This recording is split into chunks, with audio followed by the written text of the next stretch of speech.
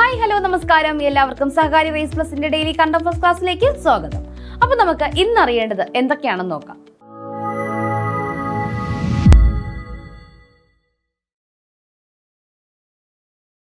ഖത്തറിലെ US താവളം ആക്രമിച്ച് ഇറാൻ. കഴിഞ്ഞ ദിവസം നമ്മൾ പറഞ്ഞിട്ടുണ്ടായിരുന്നു US എന്ത് ചെയ്തു, ഇറാന്റെ ചില ആണവ കേന്ദ്രങ്ങൾ ആക്രമിച്ചു എന്ന്. അപ്പൊ അതിന് മറുപടിയായിട്ട് ഖത്തറിലെ US താവളം ആക്രമിച്ചിരിക്കുകയാണ് ഇറാൻ.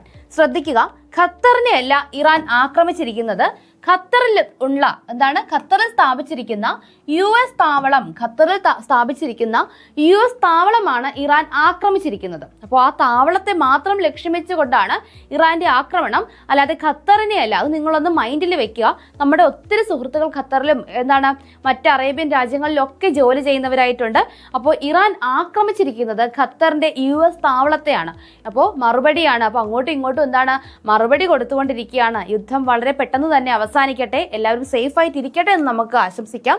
അപ്പൊ എന്തായാലും ഇതിനും അവരൊരു പേര് നൽകിയിട്ടുണ്ട്, ഓപ്പറേഷൻ ബാഷാറത്ത് അൽഫത്ത്. എന്താണ് ഓപ്പറേഷൻ ബാഷാറത്ത്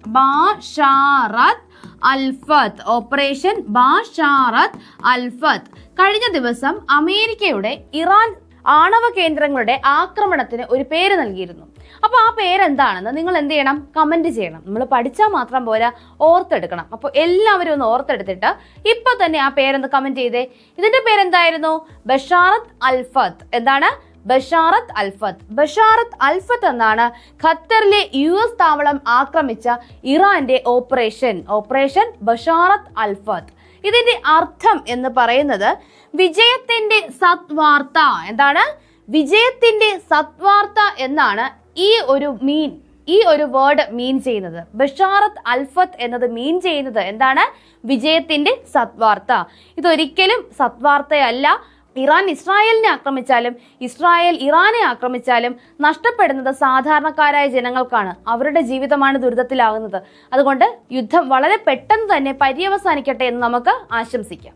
ഗൾഫിലേക്കുള്ള വിമാനങ്ങൾ റദ്ദാക്കിയിട്ടുണ്ട്. നമ്മുടെ കുവൈറ്റ്, ഖത്തർ, പിന്നെ എവിടെയൊക്കെയാണ്, ബഹ്റൈൻ UAE എന്നീ രാജ്യങ്ങളിലേക്കുള്ള വ്യോമപാതയൊക്കെ അടച്ചിട്ടുണ്ട്. അപ്പോൾ അങ്ങോട്ട് പോകാനിരിക്കുന്നവരായാലും അവിടെ നിന്ന് ഇങ്ങോട്ട് വരാനിരിക്കുന്നവരായാലും ഇപ്പോഴൊന്നും വരാൻ കഴിയില്ല. അതാണ് ഒരു യുദ്ധം നമ്മുടെ ആ രണ്ട് രാജ്യങ്ങളെ മാത്രമല്ല, ഒത്തിരി രാജ്യങ്ങൾ അതെന്ത് ചെയ്യുന്നുണ്ട്, ബാധിക്കുന്നുണ്ട്, നേരിട്ടായാലും അല്ലാതെ ആയാലും. കഴിഞ്ഞ ദിവസം നമ്മൾ എണ്ണവിലയുടെ കാര്യം പറഞ്ഞിരുന്നു.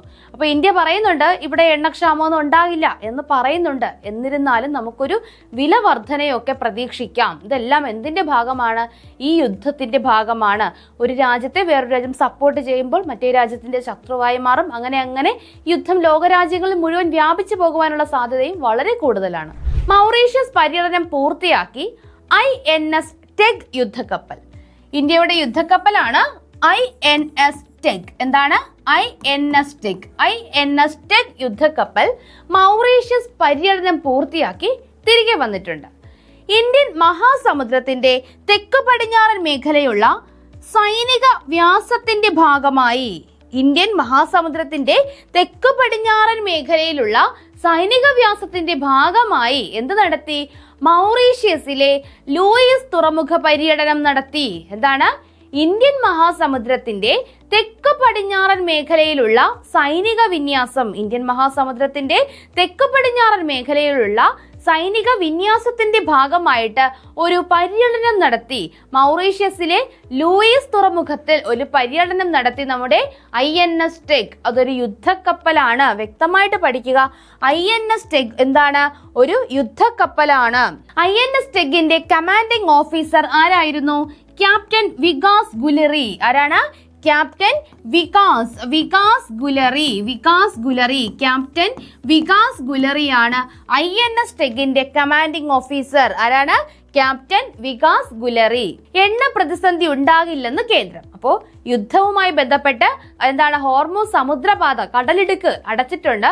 അപ്പോൾ ഇതുവഴി എല്ലാ രാജ്യങ്ങൾക്കും ഒരു എണ്ണ ക്ഷാമം ഉണ്ടാകുമെന്നാണ് പറഞ്ഞിരിക്കുന്നത്. പക്ഷെ അത്തരത്തിലൊരു ക്ഷാമം ഇന്ത്യയിൽ ഉണ്ടാകില്ല എന്നാണ് നമ്മുടെ കേന്ദ്രം അറിയിച്ചിരിക്കുന്നത്. നമ്മൾ ഏത് രാജ്യത്തു നിന്നാണ് കൂടുതൽ ഇനി മുതൽ ഇറക്കുമതി ചെയ്യാൻ പോകുന്നത്? എവിടെ നിന്നാണ്? റഷ്യയിൽ നിന്നാണ് അല്ലേ? കഴിഞ്ഞ ദിവസം നമ്മൾ പറഞ്ഞതാണ്. ഇനി നമ്മൾ കൂടുതൽ എണ്ണ ഇറക്കുമതി ചെയ്യാൻ പോകുന്നത് റഷ്യയിൽ നിന്നാണ്. ഏതാണ്? റഷ്യയിൽ നിന്ന്. അപ്പോൾ ഇനി എണ്ണ പ്രതിസന്ധി ഉണ്ടാകില്ല എന്ന് പറയുന്നു. നമുക്കിവിടെ വേണ്ട പേര് ഹർദേവ് സിംഗ് പുരി. ആരാണ്? ഹർദീപ് സിംഗ് പുരി. ആരാണ് ഹർദീപ് സിംഗ് പുരി? ആരാണ് ഹർദീപ് സിംഗ് പുരി? കേന്ദ്ര പെട്രോളിയം വകുപ്പ് മന്ത്രിയാണ് ഹർദീപ് സിംഗ് പുരി. എന്താണ്? കേന്ദ്ര പെട്രോളിയം വകുപ്പ് മന്ത്രി. നമ്മൾ എണ്ണയിലിട്ടാണ് എന്ത് പൂരി ചുട്ടെടുക്കുന്നത് അല്ലേ? അതുകൂടാതെ എന്താണ് ഈ സിംഗുകാർ, നമുക്കറിയാം പഞ്ചാബികളാണ് എന്ത് ഈ ഗോതമ്പൊക്കെ കൂടുതൽ ഉപയോഗിക്കുന്നത്. അപ്പോൾ ഗോതമ്പിലെ പൂരി ഒരു സിംഗ് എന്താണ് എണ്ണയിലിട്ടാണ് വറുത്തെടുക്കുന്നത്. അപ്പോൾ പെട്രോളിയം വകുപ്പ് മന്ത്രി, കേന്ദ്ര പെട്രോളിയം വകുപ്പ് മന്ത്രിയാണ് ആര്? ഹർദീപ് സിംഗ് പുരി. ഇതൊന്ന് ഓർത്ത് വെക്കാൻ വേണ്ടി പറഞ്ഞതാണ്. ഒരു പക്ഷേ എന്താണ് നമ്മുടെ ഓപ്ഷൻ ഒന്നും നമ്മളെ കുഴച്ചില്ല എങ്കിൽ ഒരു സിംഗ് പുരി, ഒരു പുരിയൊക്കെ അതിലുണ്ടെങ്കിൽ നമുക്ക് എന്ത് പറയാം? എണ്ണയിലിട്ടാണ് പൂരി ഉണ്ടാക്കുന്നത്, അപ്പോൾ അദ്ദേഹം ആയിരിക്കും. ഇത് ക്ലിയർ അല്ല. കാര്യം എന്ന് വെച്ചാൽ നമുക്കറിയാം നമ്മുടെ ഓപ്ഷൻ എന്താ വരുന്നത്? ഒരു പക്ഷെ 4 ഓപ്ഷനിലും പുരി ഉണ്ടാവും അല്ലേ? 4 ഓപ്ഷനിലും പുരി ഉണ്ടാവും. അപ്പോൾ ഇങ്ങനെ ഒരു കോഡ് പഠിച്ചിട്ട് പോകുന്നത് ഉപയോഗമല്ലാതെയും ആകാം. എന്നിരുന്നാലും ഓർത്ത് വെക്കുക, ഹർദീപ് സിംഗ് പുരി. ഹർദീപ് സിംഗ് പുരിയാണ് കേന്ദ്ര പെട്രോളിയം വകുപ്പ് മന്ത്രി. ആരാണ്? ഹർദീപ് സിംഗ് പുരി. ഒരു ദിവസം 2 ലോക റെക്കോർഡുകൾ. നേട്ടത്തിൽ ലുലു മാൾ. അപ്പൊ ലുലു മാളിന് ഒറ്റ ദിവസം കൊണ്ട് 2 ലോക റെക്കോർഡുകൾ ലഭിച്ചിട്ടുണ്ട്. അപ്പൊ കഴിഞ്ഞ യോഗാ ദിനത്തിലേതാണ് ഒന്ന്. ഷോപ്പിംഗ് മാളുകളിൽ ഇതുവരെ നടന്നിട്ടുള്ളതിൽ വെച്ച് ഏറ്റവും വലിയ കൂട്ടായ യോഗ പ്രകടനത്തിനും AI ആൻഡ് റോബോട്ടിക്സ് എക്സ്പോയിലെ ഏറ്റവും വലിയ പങ്കാളിത്തത്തിനുമാണ് ലുലു മാളിന് എന്ത് ലഭിച്ചത്? വേൾഡ് റെക്കോർഡ് ലഭിച്ചത്. ഒന്നെന്താണ്? ഒരു ഷോപ്പിംഗ് മാളിൽ വെച്ച് നടത്തുന്ന ഏറ്റവും വലിയ കൂട്ടായ യോഗ. എന്താണ്? ഒരു ഷോപ്പിംഗ് മാളിൽ വെച്ച് നടത്തുന്ന ഏറ്റവും വലിയ കൂട്ടായ യോഗ നടന്നത് എവിടെയാണ്? നമ്മുടെ തിരുവനന്തപുരം ലുലു മാളിലാണ്. കൂടാതെ ഒന്നുകൂടിയുണ്ട്. എന്താണ്? AI and robotics expo. എന്താണ്? AI ആൻഡ് റോബോട്ടിക് എക്സ്പോയിലെ ഏറ്റവും വലിയ പങ്കാളിത്തം. ഒരു ഷോപ്പിംഗ് മാളിൽ വെച്ച് നടത്തുന്ന AI ആൻഡ് റോബോട്ടിക് എക്സ്പോയിലെ ഏറ്റവും വലിയ പങ്കാളിത്തത്തിനുമാണ് നമ്മുടെ ലുലു മാളിന് 2 റെക്കോർഡുകൾ ലഭിച്ചിരിക്കുന്നത്. ക്ലിയർ അല്ലേ? അപ്പോൾ ഒരു ഷോപ്പിംഗ് മാളിൽ വെച്ച് നടത്തുന്ന ഏറ്റവും വലിയ കൂട്ടായ യോഗ നടന്നത് എവിടെയാണ്? തിരുവനന്തപുരം ലുലു മാളിലാണ്. എന്താണ് യുറേനിയം സമ്പുഷ്ടീകരണം? അപ്പോൾ വാർത്തയിൽ വളരെ ഡീറ്റെയിൽഡ് ആയിട്ട് തന്നെ ഈ ഒരു ടോപ്പിക് കൊടുത്തിട്ടുണ്ട്. അണുബോംബിലേക്കുള്ള യാത്ര എന്നൊരു ഹെഡിങ് കൊടുത്തിട്ടാണ്. എന്തായിരുന്നു അണുബോംബിലേക്കുള്ള യാത്ര? യുറേനിയം അയിര് പൊടിച്ചെടുക്കുന്നു, ശുദ്ധീകരിച്ച് ഖരരൂപത്തിലാക്കുന്നു. ഇതിനെയാണ് യെല്ലോ കേക്ക് എന്ന് വിളിക്കുന്നത്. അപ്പോൾ എന്താണ് യെല്ലോ കേക്ക്? യെല്ലോ കേക്ക് എന്താണ്? മഞ്ഞ കേക്ക്. നമുക്ക് തിന്നാൻ പറ്റുമോ? ഇല്ല, നമുക്ക് കഴിക്കാൻ പറ്റുന്നതല്ല. യുറേനിയം അയിര് പൊടിച്ചെടുത്ത് ശുദ്ധീകരിച്ച് ഖരരൂപത്തിലാക്കുന്നു. ഇതിനെയാണ് യെല്ലോ കേക്ക് എന്ന് വിളിക്കുന്നത്. എന്താണ്? യുറേനിയം അയിര് പൊടിച്ചെടുത്ത് ശുദ്ധീകരിച്ച് ഖരരൂപത്തിലാക്കുന്നു. ഇതിനെയാണ് നമ്മൾ യെല്ലോ കേക്ക് എന്ന് വിളിക്കുന്നത്. അണുബോംബിലേക്കുള്ള യാത്രയാണ് ഈ പറയുന്നത്. അടുത്ത് എന്ത് ചെയ്യുന്നു?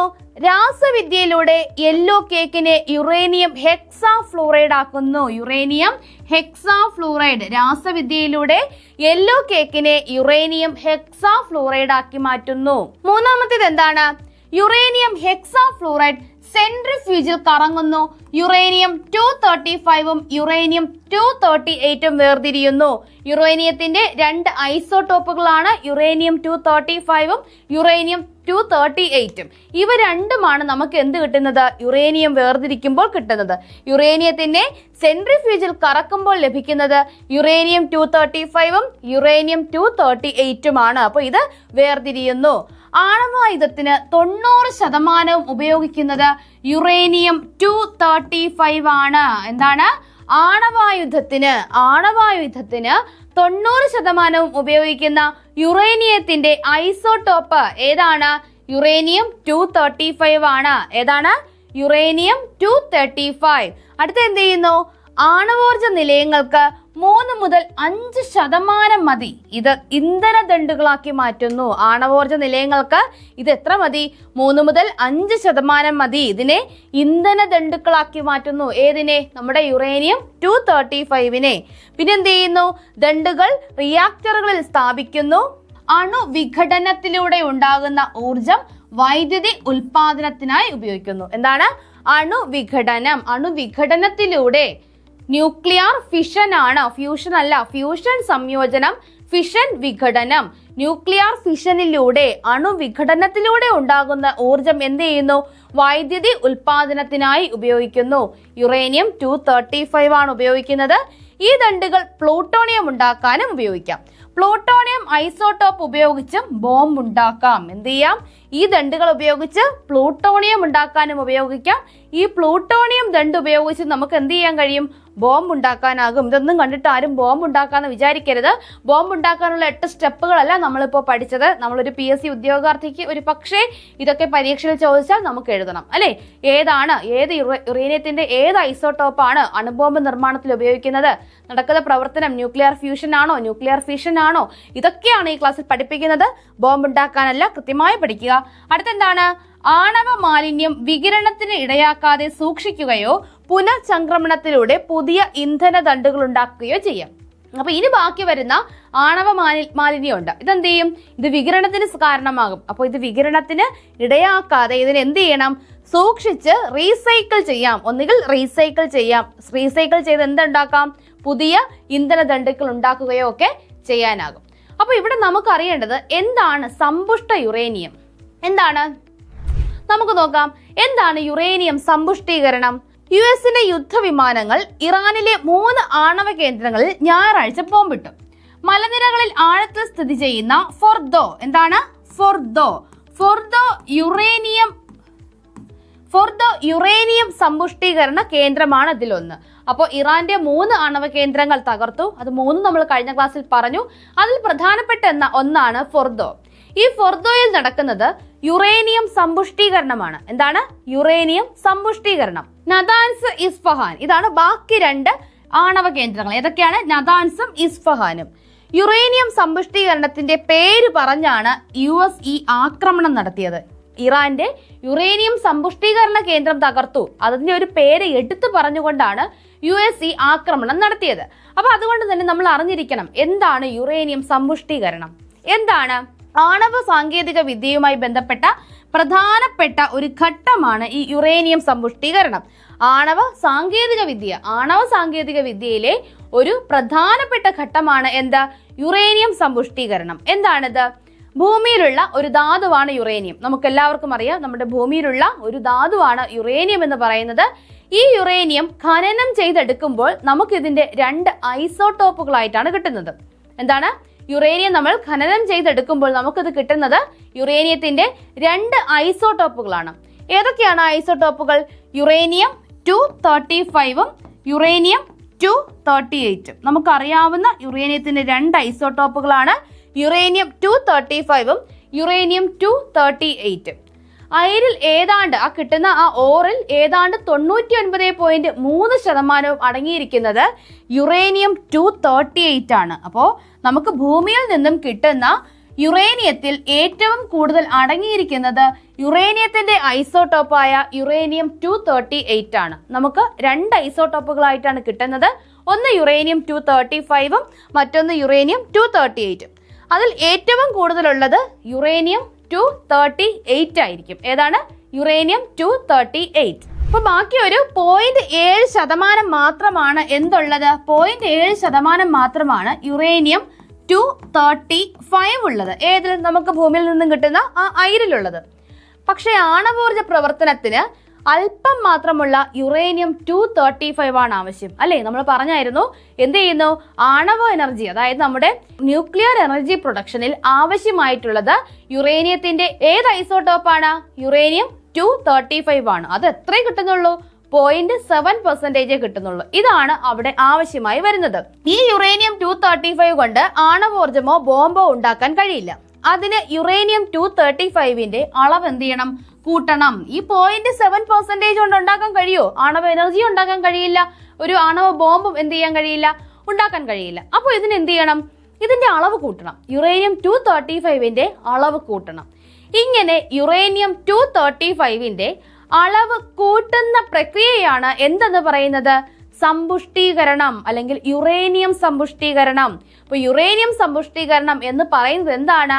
യുറേനിയം 235ന്റെ സമ്പുഷ്ടീകരണമാണ്. അതിന്റെ അളവ് വർദ്ധിപ്പിക്കുന്നതാണ്. അപ്പൊ എന്താണ്?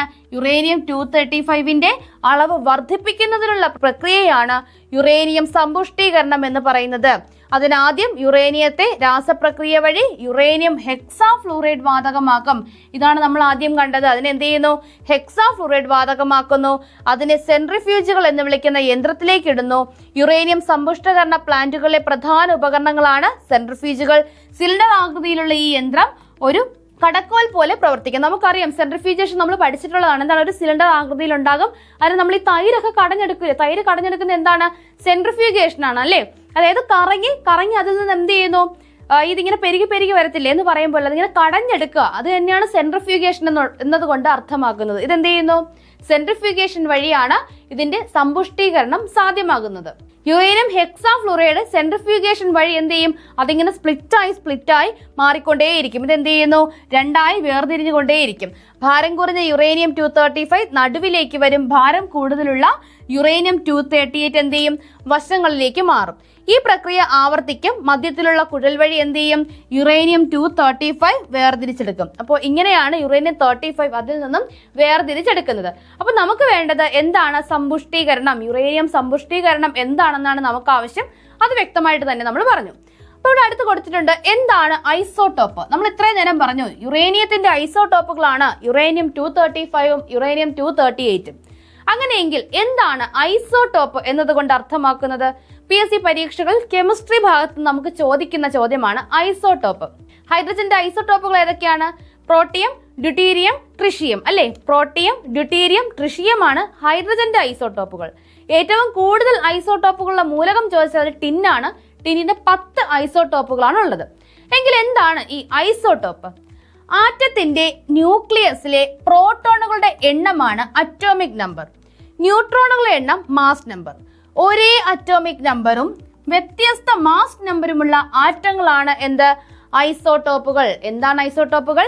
അതിന് ഒരേ അറ്റോമിക് നമ്പർ ആയിരിക്കും. നമ്മൾ ഹൈഡ്രജൻ പറഞ്ഞു. Hydrogen, protium, deuterium, tritium. Protium, deuterium, tritium എന്ന് പറഞ്ഞു. ഇതെല്ലാം ഹൈഡ്രജൻ. ഇതെല്ലാ ഹൈഡ്രജന്റെയും എന്താണ്? അറ്റോമിക് നമ്പർ സെയിം ആണ്. പക്ഷേ മാസ് നമ്പർ ആണ് വ്യത്യാസം. Protium 0, deuterium 1, tritium 2. ഇതാണ് ഹൈഡ്രജന്റെ ഐസോടോപ്പുകൾ. H10, H11, H12 ഇതാണ് ഹൈഡ്രജന്റെ ഐസോടോപ്പുകൾ. എന്താണ് ഇതിന്റെ അറ്റോമിക് നമ്പർ? ഹൈഡ്രജന്റെ അറ്റോമിക് നമ്പർ എത്രയാണ്? 1 ആണ്. അതിന് ഹൈഡ്രജൻ എത്ര ഐസോടോപ്പായിട്ട് മാറിയാലും അതിന്റെ 1 തന്നെയാണ്. എന്താ മാറുന്നത്? മാസ് നമ്പറിനാണ് വ്യത്യാസം ഉണ്ടാകുന്നത്. ഒരേ അറ്റോമിക് നമ്പറും വ്യത്യസ്ത മാസ് നമ്പറുമുള്ള ആറ്റങ്ങളാണ് എന്ത്? ഐസോടോപ്പുകൾ എന്നറിയപ്പെടുന്നത്. എന്തെന്നറിയപ്പെടുന്നു? ഐസോടോപ്പുകൾ. അപ്പോൾ നമ്മൾ യുറേനിയം 235 എങ്ങനെ എഴുതാം? നമ്മൾ അടിയിലല്ല എഴുതേണ്ടത് അല്ലേ? യുറേനിയം 235 ഇങ്ങനെ എഴുതണം. യുറേനിയം 235ഉം യുറേനിയം 238ഉം അതിന്റെ അറ്റോമിക് മാസുകളാണ് വ്യത്യാസം. നമ്മൾ എഴുതി വന്നപ്പോൾ താഴെ ആയിപ്പോയി. ഇങ്ങനെയാണ് എഴുതേണ്ടത്. യുറേനിയം 235ഉം യുറേനിയം 238ഉം അതിന്റെ അറ്റോമിക് മാസുകൾക്കാണ് വ്യത്യാസമുള്ളത്. എന്താണ്? അറ്റോമിക് നമ്പറുകൾ സെയിം ആണ്. ഇവയാണ് നമ്മൾ എന്തെന്ന് വിളിക്കുന്നത്? ഐസോടോപ്പുകൾ എന്ന് വിളിക്കുന്നത്. അണുബോംബിനെ പറ്റി ചെറുതായിട്ടൊന്ന് പറയുന്നുണ്ട്. നമുക്ക് കൂടുതലൊന്നും വേണ്ട. അണുബോംബുകൾ പ്രധാനമായും 2 വിഭാഗമുണ്ട്. ഒന്ന് ന്യൂക്ലിയർ ഫിഷൻ ബോംബും ഒന്ന് ഫ്യൂഷൻ ബോംബും. നമുക്ക് ഫിഷനും ഫ്യൂഷനും മാത്രം പഠിക്കാം. അണുകേന്ദ്രം വിഘടിക്കുമ്പോഴുണ്ടാകുന്ന ഊർജ്ജം ഉപയോഗിക്കുന്നതാണ് ഫിഷൻ ബോംബുകൾ. അതായത് നമ്മുടെ ന്യൂക്ലിയസ് എന്ത് ചെയ്യുന്നു? ന്യൂക്ലിയസ് സ്പ്ലിറ്റ് ആകുന്നു. ന്യൂക്ലിയസ് സ്പ്ലിറ്റായി 2 ആകുമ്പോൾ അവിടെ ഒരു എനർജി പ്രൊഡക്ഷൻ ഉണ്ടാവും അല്ലെ?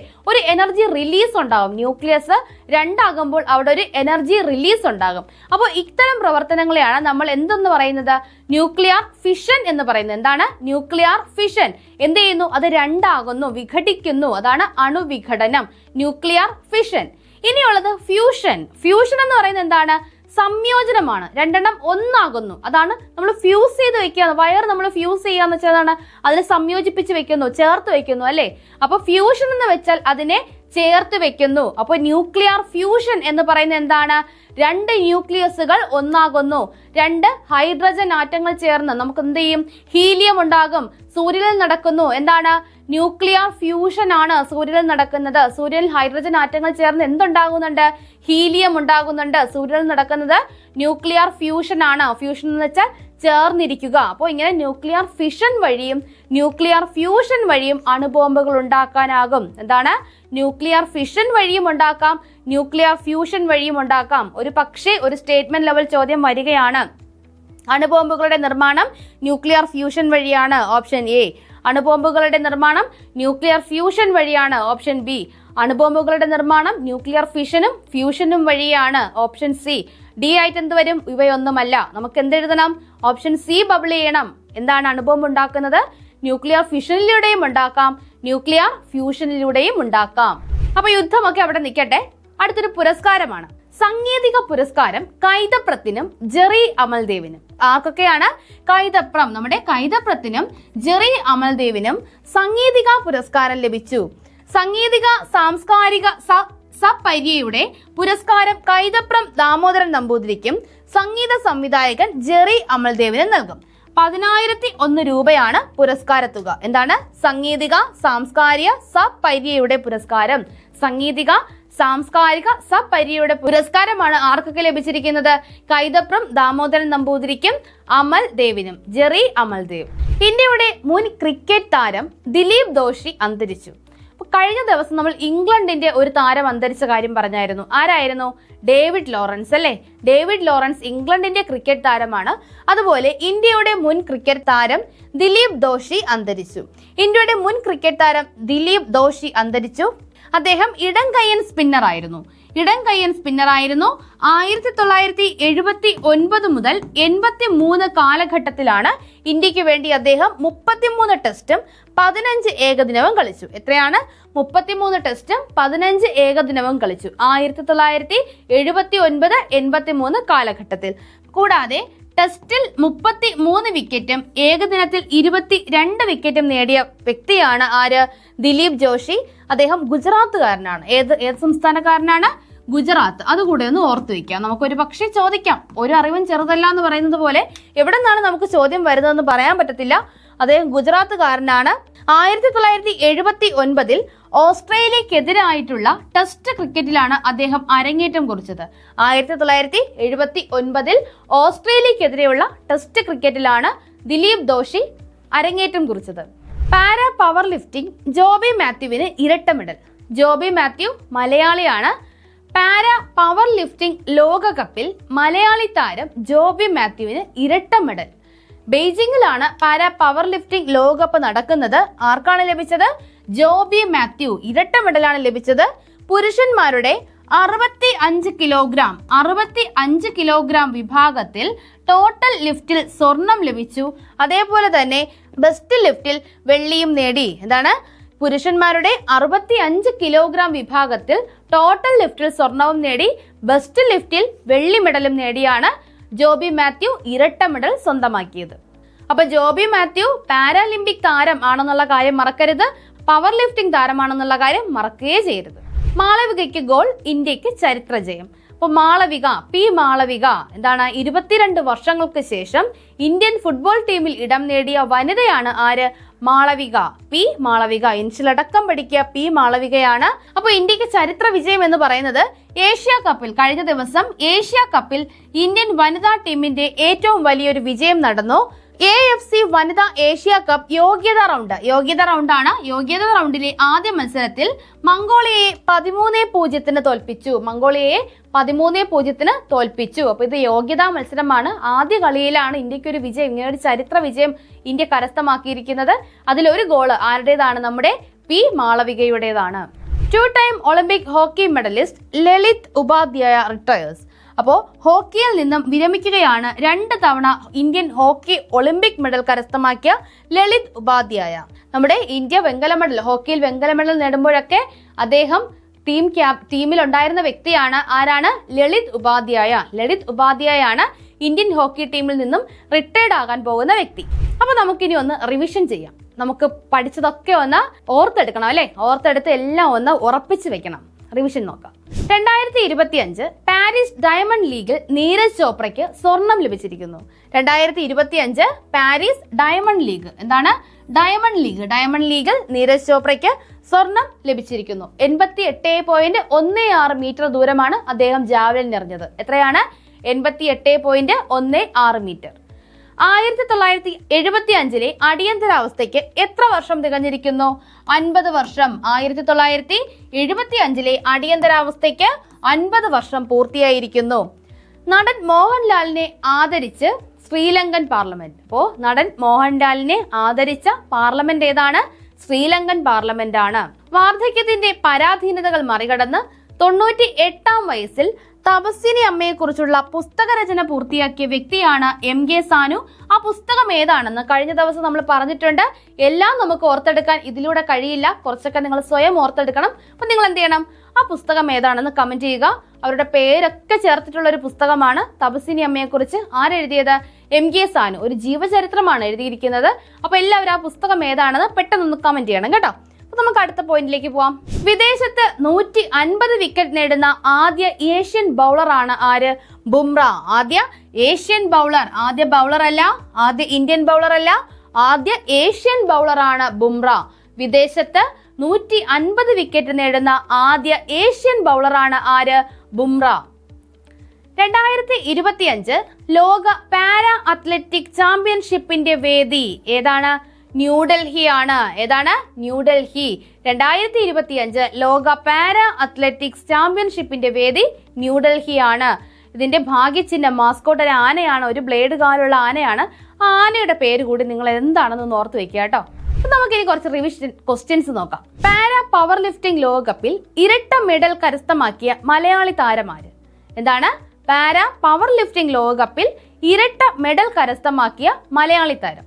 Option A Anand Raj, B Joby Mathew, C Joby Thomas, D Mathew Thomas. അപ്പോൾ ഇതിൽ ആരാണ് 2025 പാരാ പവർ ലിഫ്റ്റിംഗ് ലോകകപ്പിൽ ഇരട്ട മെഡൽ കരസ്ഥമാക്കിയ മലയാളി താരം? ആരാണ്? എല്ലാവരും ഒന്ന് ആൻസർ കമന്റ് ചെയ്തേ. ആരാണ്? ആനന്ദ് രാജ് ആണോ? ജോബി മാത്യു ആണോ? ജോബി തോമസ് ആണോ? അതോ മാത്യു തോമസ് ആണോ? ആരാണ് ഉത്തരം? ജോബി മാത്യു അല്ലേ? ഓപ്ഷൻ ബി ആണ്. ബി ജോബി മാത്യു ആണ് ഉത്തരമായി വരുന്നത്. അടുത്ത ചോദ്യത്തിലേക്ക് കടക്കാം. അടുത്തിടെ ഹോക്കിയിൽ നിന്നും വിരമിക്കൽ പ്രഖ്യാപിച്ച താരം? അടുത്തിടെ ഹോക്കിയിൽ നിന്നും വിരമിക്കൽ പ്രഖ്യാപിച്ച താരമേത്? Option A HS Prannoy, B Kidambi Srikanth, C Lalit Upadhyay, D Lalit Manohar. അപ്പോൾ ഇതിലാരാണ് ലളിതമായി അടുത്തിടെ ഹോക്കിയിൽ നിന്നും വിരമിക്കൽ പ്രഖ്യാപിച്ച താരം? പ്രണോയ് ആണോ? കിഡംബി ശ്രീകാന്ത് ആണോ? ലളിത് ഉപാധ്യായ ആണോ? ലളിത് മനോഹർ ആണോ? ആരാണ് ഉത്തരമായി വരുന്നത്? ഓപ്ഷൻ സി ആണ്. Option C Lalit Upadhyay. ലളിത് ഉപാധ്യായാണ് ഹോക്കിയിൽ നിന്നും വിരമിക്കൽ പ്രഖ്യാപിച്ച ഇന്ത്യൻ താരം. Consider the following statements about uranium and its enrichment. അപ്പോൾ യുറേനിയം എൻറിച്ച്മെന്റ്, സമ്പുഷ്ടീകരണവുമായി ബന്ധപ്പെട്ട് താഴെ തന്നിരിക്കുന്ന സ്റ്റേറ്റ്മെന്റ്സ് ശ്രദ്ധിക്കാം. Statement 1, uranium is a key element used in both nuclear power generation and atomic weapons. രണ്ടാമത്തെ statement, natural uranium contains mostly uranium-238 and only about 0.7% of uranium-235. Third statement, enriched uranium with a high percentage of uranium-235 is required for atomic bombs. ഇതിൽ ഏതാണ് ശരി? Which of the above statements is or are correct? ഇവയിൽ ഒന്നാണോ ശരി, കൂടുതലാണോ ശരി എന്നാണ് നമ്മുടെ ചോദ്യം. Option A 1 and 2 only, option B 2 and 3 only, option C 1, 2 and 3, option D 1 and 3 only. ഇതിൽ ഏതാണ് ഉത്തരം? ആദ്യത്തേത് uranium is a key element used in both nuclear power generation and atomic weapons. നമ്മൾ പഠിച്ചു, ശരിയാണ്. Nuclear power generation, nuclear energy ഉൽപ്പാദിപ്പിക്കുന്നതിനും atomic വെപ്പൺസിനും എന്തുപയോഗിക്കുന്നുണ്ട്? യുറേനിയം ഉപയോഗിക്കുന്നുണ്ട്. രണ്ടാമത്തേത്, natural uranium contains mostly uranium-238. Natural യുറേനിയത്തിൽ ഏറ്റവും കൂടുതലുള്ളത് uranium-238 ആണ്. And only 0.7% about uranium-235. ശരിയാണ്. നമ്മൾ പറഞ്ഞു ഏറ്റവും കൂടുതൽ നമുക്ക് അറ്റോമിക് എനർജി ഉൽപ്പാദിപ്പിക്കാൻ ആവശ്യം uranium-235 ആണ്. പക്ഷെ അത് ചെറിയ അളവിൽ മാത്രമേ ഉള്ളൂ. അപ്പോൾ രണ്ടാമത്തെ സ്റ്റേറ്റ്മെന്റും ശരിയാണ്. Third statement, enriched uranium with a high percentage of uranium-235 is required for atomic bombs. അത് നമ്മൾ പറഞ്ഞു, uranium-235 ആണ് അറ്റോമിക് ബോംബിന്റെ നിർമ്മാണത്തിലൊക്കെ ഉപയോഗിക്കുന്നത്. അപ്പോൾ statement 1, 2 and 3 both are correct. അപ്പോൾ ഏതാണ് ഉത്തരമായി വരുന്നത്? ഓപ്ഷൻ സി ആണ്. 1, 2 and 3. നിങ്ങൾക്ക് എല്ലാവർക്കും ക്ലിയർ ആയി എന്ന് വിശ്വസിക്കുന്നു.